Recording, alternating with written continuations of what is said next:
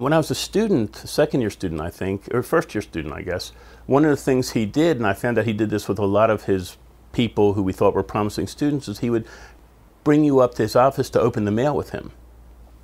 And when he opened the mail, you would open the letter, you would read it to him, and then he would say, how would you respond? And then you would discuss the response, and then you would write it up. And when I was there, I would type it up for him, but many times Ellie did it too. And you could see the focus. You could see him thinking beyond the question into the meaning of the question and where was this person going with this question.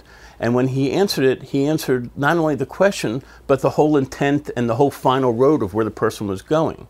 That side of him I don't think a lot of people see, because I would see him struggling at his desk, trying to think, looking down, trying to think, well, how do I want to say this? And especially when he had to do it in English. It's my understanding that English was his third language. He spoke Spanish, and he spoke German and English.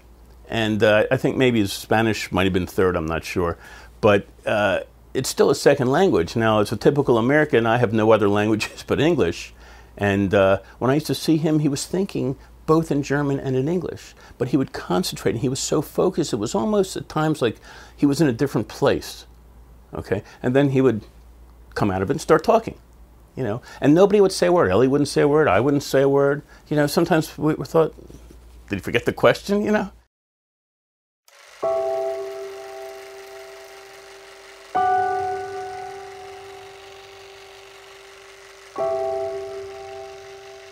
He has an American pilot license, and he was in his 70s when he got it, and that's no simple thing to accomplish.